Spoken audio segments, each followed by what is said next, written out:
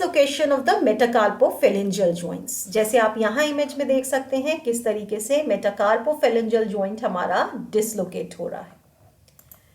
So these are uncommon injuries. ये जो injuries हैं जहाँ पे मेटाकार्पोफेलेंजियल जॉइंट हमारा डिसलोकेट होता है, ये कॉमन इंजरीज नहीं है। As you can see here in this image कि किस तरीके से ये फैलेंजेस हमारी मेटाकार्पल्स के साथ मिलके जॉइंट फॉर्म करती हैं, जिन्हें हम एमसीपी जॉइंट्स या फिर मेटाकार्पोफेलेंजियल जॉइंट्स कहते हैं। ये कॉमनली डिसलोकेट नहीं होते हैं, इंजर्ड नहीं होते हैं, बट अगर ये है डिसलोकेट, जैसे आप यहाँ इमेज में देख सकते हैं किस तरीके से ये जॉइंट डिसलोकेटेड है हियर इन दिस इमेज के मल्टीपल हमारे जो जॉइंट्स हैं वो डिसलोकेट हैं। ऐसा होता है जब भी हाइपर एक्सटेंशन होता है एमसीपी जॉइंट पर।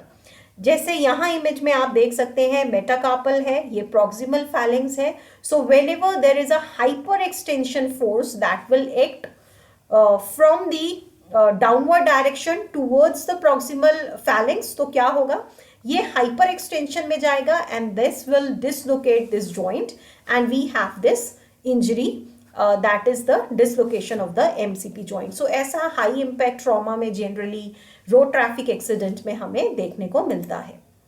So head of the metacarpal buttonholes through the volar capsule.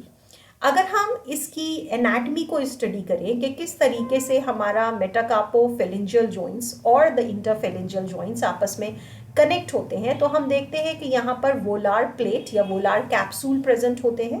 जैसे आप यहाँ देख सकते हैं कि किस तरीके से ये वोलार प्लेट्स प्रेजेंट होती हैं।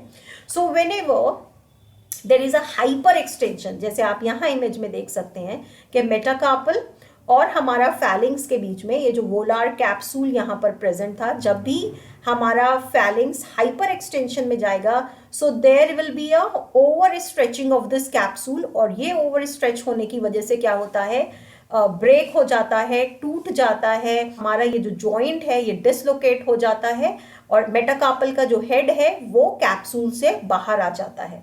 So this is how this works, कि किस तरीके से this metacarpal buttonhole through the volar capsule. So MPP joint of the index finger is affected most commonly. किसी भी हमारा फिंगर में ये इशू हो सकता है, बट हम देखते हैं कि इंडेक्स फिंगर में ये कॉमनली देखा जाता है। Then we have the treatment. अगर ट्रीटमेंट की बात करें, then open reduction is required in most cases. Why open reduction? Because जो वोलार कैप्सूल है वो एक स्ट्रेंथ प्रोवाइड करता है, वो उसे प्रोटेक्ट करके रखता है, बट जब ये वोलार कैप्सूल ब्रेक हो जाता है, टूट जाता है, देन मेटाकार्पल का जो हेड है वो बाहर की तरफ आ जाता है and to provide that support और वो स्टेबिलिटी वहाँ पे लाने के लिए it's better to go for the open reduction. And this is how these specially the MCP joints जो है हमारे वो मेंटेन किए जाते हैं। यहाँ पे MCP जॉइंट्स आप देख सकते हैं किस तरीके से मेंटेन किए गए हैं, बट ये ऐसा सिर्फ MCP जॉइंट के साथ नहीं, कई बार ये हमारा जो फैलेंजेस हैं, इंटरफेलेंजियल जॉइंट्स हैं, उनके साथ भी हो सकता है। तो उस केस में भी वोलार कैप्सूल जब भी डैमेज होता है तो उसको प्रोटेक्ट करने के लिए, वहाँ पे स्टेबिलिटी लाने के लिए इंटरनली फिक्स किया जाता है। So this is all about this fracture. I hope आपको वीडियो पसंद आई हो। ऐसी और वीडियोस के लिए बने रहिए हमारे साथ। Have a good day.